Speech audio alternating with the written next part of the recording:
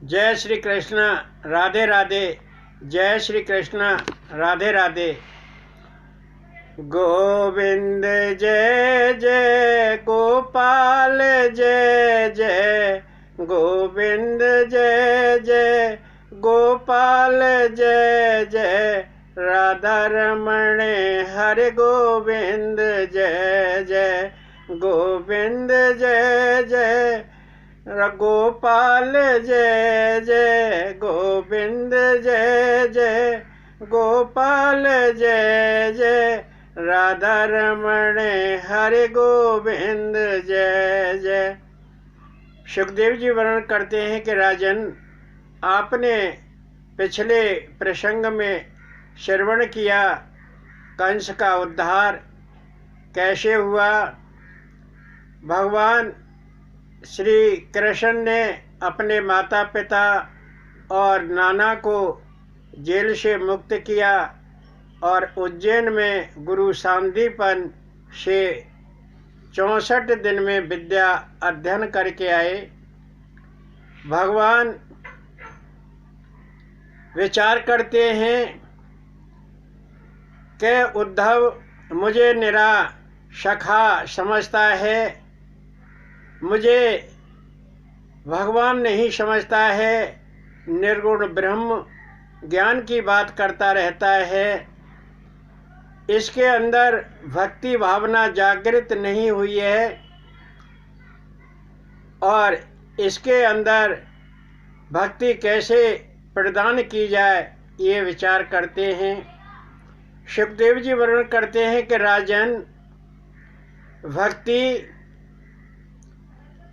सत्संग से प्राप्त होती है या किसी संत मुनि की भगवत कथा से प्राप्त होती है।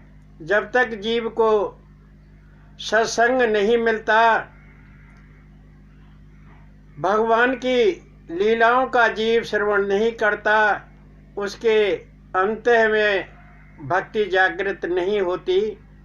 आप सभी इस पंडाल में आए हैं, आपके अंदर एक श्रद्धा जागृत हुई है कि भगवान की लीलाओं का श्रवण करें, और जब भगवान के भक्त भगवान की लीलाओं का श्रवण करते हैं तो उनके अंतः में भक्ति स्वतः ही जागृत हो जाती है।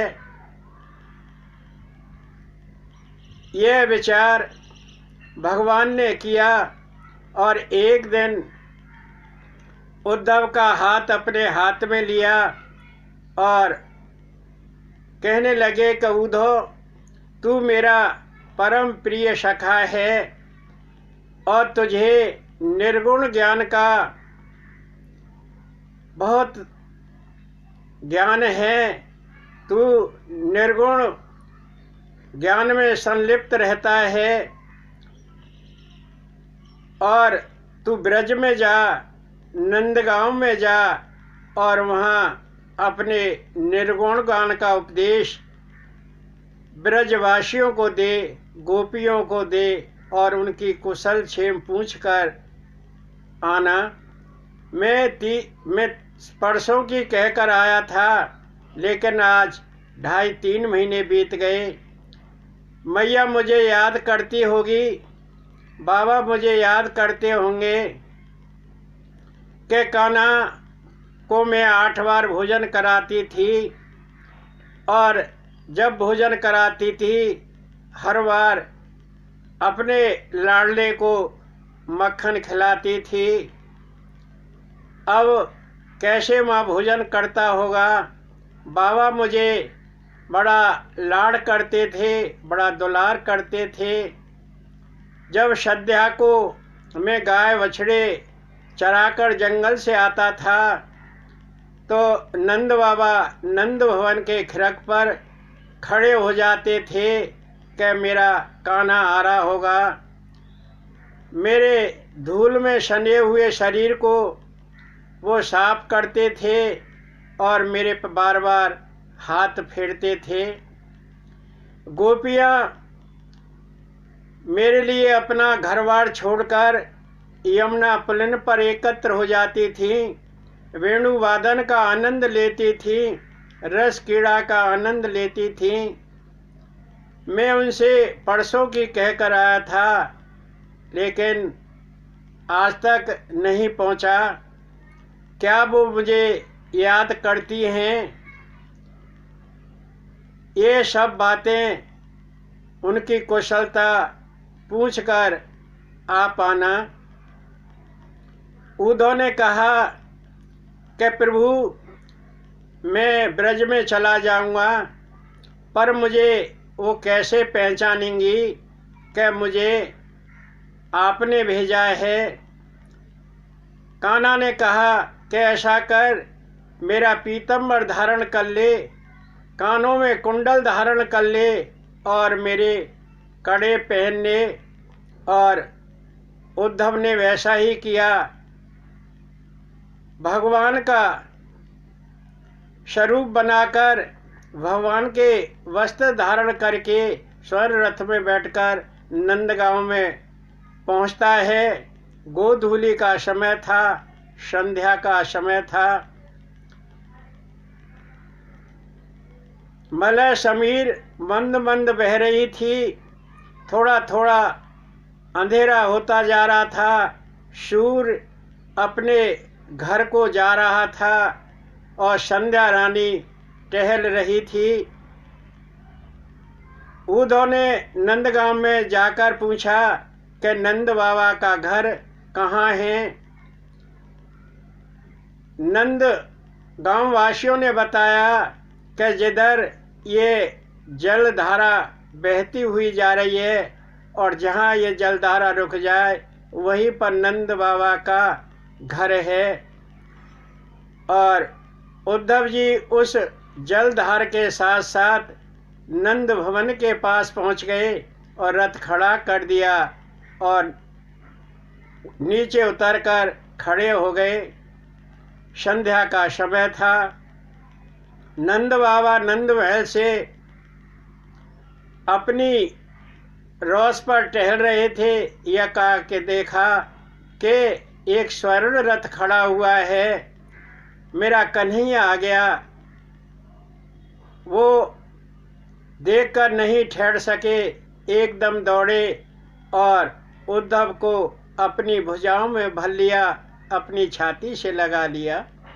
कान्हा, तू बड़े दिन में आया है, तू ठीक तो है न? कान्हा, हम तेरी बहुत याद करते हैं, हमें रात दिन नींद नहीं आती है। उन्होंने बार बार पूछा, लेकिन उद्धव नहीं बोला। फिर उद्धव ने धीरे से कहा कि मैं कान्हा नहीं, मैं कान्हा का सखा उद्धव हूँ। नंद बाबा ने अपनी भुजाएं थोड़ी ढीली की। अच्छा, तू कन्हैया का सखा है, तू लल्ला का सखा है, चल घर चल। और उसे नंद भवन में ले गए और आसन पर बिठा दिया। ग्वाल वालों को बुलाया कि इसके पैर दबाओ, यह कन्हैया का सखा है। और ग्वाल वाले उसके पैर दबाने लगे।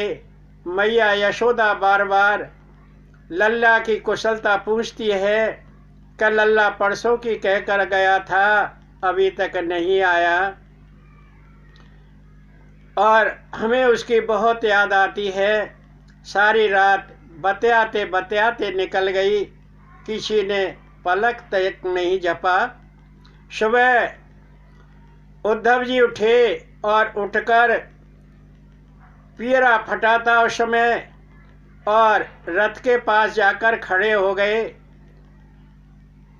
ब्रज की गुंजरी झाड़ू बुहारी लगा रही थी, कुछ स्नान करके आ रही थी। उन्होंने एकाएक देखा कि नंद भवन के पास एक स्वर्ण रथ खड़ा हुआ है और कन्हैया आ गए दिखे, हमारे प्रीतम आ गए। और वो एकदम दौड़ने लगी, सारी दौड़कर एकत्र हो गई और कहने लगी कि आपने इतनी देर लगा दी, परसों की कहकर गए थे और आपको कितने दिन हो गए। हम रात दिन आपको याद करती रहती हैं, हमें आपकी बड़ी याद आती है। आपको तो याद नहीं आती होंगी। और उन्होंने बार बार कहा, कभी कोई कुछ कहती है, कभी कोई गोपी कुछ कहती है। और उद्धव ने सहज रूप से कहा कि मैं कान्हा नहीं, मैं उद्धव हूँ, मैं कान्हा का सखा हूँ। अच्छा, तू कान्हा का सखा है, वो नहीं आए, बड़े निष्ठुर हैं, उन्हें हमारी याद क्या आती होगी। वो दिन भूल गए जब सारी सारी रात यमुना पुलिन पर रस कीड़ा करते रहते थे, वेणु वादन का आनंद लेते रहते थे। अब उन्हें हमारी क्यों याद आएगी। उसी समय एक काला भौरा आ गया और काले भौरा को देखकर ब्रज की गुंजरी कहने लगी कि अरे भौरा, तू तो बड़ा निर्मोही है, तू एक कली से दूसरी कली पर चला जाता है। हमारे प्रीतम ने तेरे से ही शिक्षा ली है, वो भी हमें छोड़कर चले गए। जैसा तू है काला, वैसे ही हमारे प्रीतम भी काले हैं, उन्हें हमारी याद नहीं आती है। क्या तू कभी मथुरा की ओर गया है? तेने हमारे प्राण प्यारे प्राण बल्लभ को देखा है? तू हमारे बीच में आ गया, हमारा दिल तो पहले ही जल रहा था, तेने जले पे और घी डाल दिया। तू हमारी आंखों के सामने से दूर हो जा। उद्धव से कहने लगी, उद्धव, हम भगवान को रात दिन याद करती रहती है। हमारे पास 5 चीज हैं, चित्त, वाणी, चक्षु, तन और मन। और हमारे चित्त को चुराकर भगवान ले गए। और आपकी बातों को कौन सुने। वो बार बार कोशिश करता कि मैं निर्गुण ज्ञान का उपदेश इन गोपियों को दूं। उसने बोलने की कोशिश की। गोपियों ने कहा, तू अपनी निर्गुण ज्ञान की गठरी को बंद रख। जब हमने सगुण भक्ति की है, हमने साक्षात भगवान का सानिध्य प्राप्त किया है। निर्गुण भक्ति बड़ी दुष्कर है। उद्धव, तू इस निर्गुण ज्ञान की गठरी को बंद ही रख। और उद्धव की एक न सुनी। कभी कोई गोपी कुछ कहती है, कभी कोई गोपी कुछ कहती है। और गोपियाँ कैसे कहती हैं, चित ले गयो चुराए कन्हैया रे, रो में हम व्रज नारी। चित ले गयो चुराए कन्हैया रे, रो में हम व्रज नारी। रो में हम व्रज नारी रे, उदयित रो में हम व्रज नारी। चित ले गयो चुराए कन्हैया रे, रो में हम व्रज नारी। 5 चीज थी पाश हमारे, चितवाणी चक्षु तन मन प्यारे। 5 चीज थी पाश हमारे, चितवाणी चक्षु तन मन प्यारे। चित सब का स्वामी सुनैया रे, रो में हम व्रज नारी। चित ले गयो चुराए कन्हैया रे, रोमे हम व्रज नारी, को सुने तिहारी बतैया रे। ते रोमे हम व्रज नारी, इतरो में हम व्रज नारी रे। उदयित रो में हम व्रज नारी, चित ले गयो चुराए कन्हैया रे। ते रो में हम व्रज नारी। दूसरी गोपी कहने लगी, तू अपनी इस निर्गुण ज्ञान की गठरी को बंद ही रख। और कभी गोपी कोई कुछ कहती है, कभी कोई कुछ कहती है। एक कहने लगी, ये तो प्रेम की बात है उधो, बंदगी तेरे बस की नहीं है। ये तो प्रेम की बात है उधो, बंदगी तेरे बस की नहीं है। यहाँ दिल के होते हैं सौदे, यहाँ दिल के होते हैं सौदे, आस की इतनी सस्ती नहीं है। ये तो प्रेम की बात है उधो, बंदगी तेरे वश की नहीं है। सुखदेव जी वर्णन करते हैं कि राजन, गोपियों ने उद्धव को भी सबक सिखा दिया कि ये भक्ति तेरे वश की नहीं है, हमारे पास चित्त नहीं है।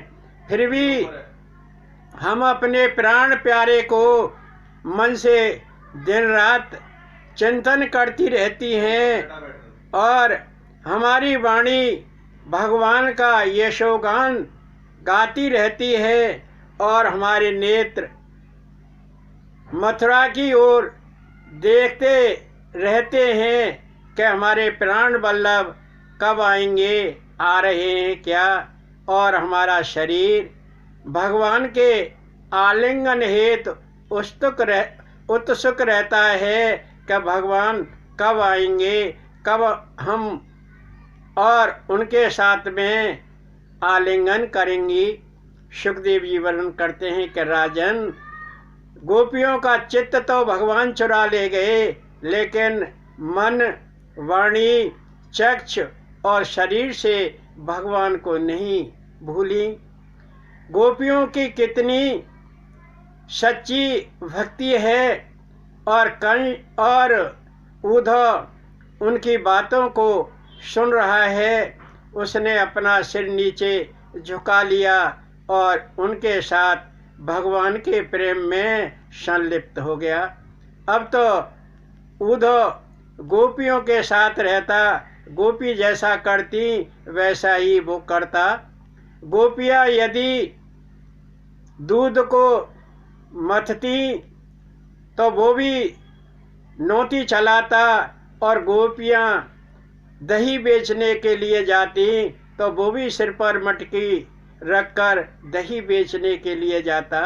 अब तो वो गोपियों के रंग में ऐसा रंग गया कि गोपियों को एक पल नहीं छोड़ता, उनके साथ ही नृत्य करता, भगवान का चिंतन करता और भगवान का यशोगान करता रहता।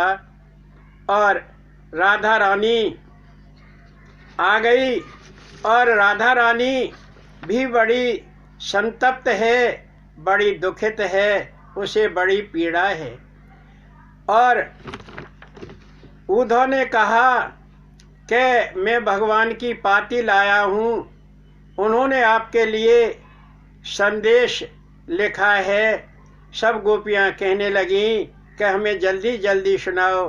भगवान ने कहा कि गोपियों, मैं आपसे अभिन्न स्नेह करता हूँ, मैं आपको भूला नहीं हूँ, मुझे आपकी बड़ी याद आती है। क्या तुम भी मुझे याद करती होंगी? मैं परसों की कह के आया था, परंतु मुझे थोड़ा विलम्ब हो गया, मैं नहीं आ सका। मैं इस विलम्ब के लिए आपसे क्षमा चाहता हूँ और मैं जल्दी आऊँगा आपका ब्रजेश। जब गोपियों ने भगवान का संदेश सुना तो राधा रानी भी आ गई, और वो राधा रानी क्या कहती है, उदो गए द्वारे का श्याम विरज मोए उड़े उड़े खावे रे। उदो गए द्वारे का श्याम विरज मोए उड़े उड़े खावे रे। विरज मोए उड़े उड़े खावे रे। विरज मोए उड़े उड़े खावे रे। उदो गए द्वारे का श्याम विरज मोए उड़े उड़े खावे रे। रोए रोए बेरे सूखे नैना बिना श्याम मोए पड़े न चैना। रोए रोए मेरे सूखे नैना बिना श्याम मोए पड़े न चैना। मुँह पे ना होवे कुछ काम बिरज मोए उड़ उड़े खावे रे। तो राधा रानी ने इस प्रकार उद्धव को कहा कि बिरज मुझे बिना अपने प्रीतम प्यारे के बिल्कुल अच्छा नहीं लगता। उन गोपियों का राधा रानी का कृशघात हो गया है, बड़ी पीड़ित है, बड़ी दुखित हैं। उद्धव को ब्रज में रहते हुए कई महीने बीत गए, उसे मथुरा की याद नहीं आती। एक दिन उद्धव ने कहा कि मैं चलता हूँ, मुझे बहुत दिन हो गए। उद्धव ने नंद बाबा और जशोदा से आज्ञा ली, गोपियों को निवेदन किया और मथुरा के लिए चल दिए। जब वो भगवान के पास पहुँचे तो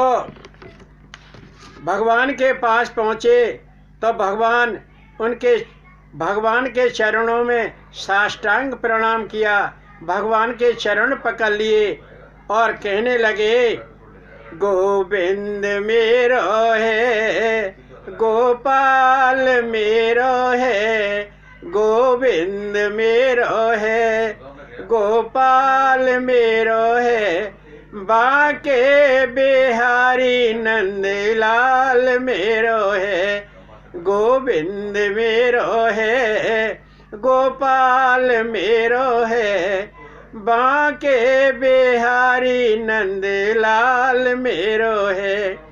तो उद्धव ने भगवान के चरणों में साष्टांग प्रणाम किया, भगवान के चरण कसकर पकड़ लिए कि प्रभु मुझे माफ़ करना, मैंने आपकी भक्ति से वंचित रहा। मैंने ब्रज में जाकर सबक सीख लिया कि भक्ति क्या है। सुखदेव जी वर्णन करते हैं कि राजन, भक्ति बिना किसी संत के या भक्त के नहीं प्राप्त होती। उद्धव को ज्ञान हुआ कि बिना भगवान की भक्ति के जीव कल्याण नहीं है। और इस प्रकार उद्धव ने कहा कि प्रभु, गोपियाँ, नंद बाबा, यशोदा आपको बहुत याद करते हैं और राधा रानी भी आपको बहुत याद करती है, और वो कह रही हैं कि हमारे प्राण वल्लभ को जल्दी भेज देना, हमें उनकी बहुत याद आती है। कन्हैया, तुम जल्दी ब्रज में जाओ और उनको सांत्वना दो और उनको अपने दर्शन दो। सुखदेव जी वर्णन करते हैं कि राजन, इस प्रकार उद्धव का वीरेन वास हुआ और उसका मन भक्ति में लग गया। मुकुंद माधव जय गोविंद, केशव माधव हरि हरि। मुकुंद माधव जय गोविंद, केशव माधव हरि हरि। मुकुंद माधव जय गोविंद केशव माधव हरि हरि। जय श्री कृष्ण, राधे राधे। जय श्री कृष्ण, राधे राधे।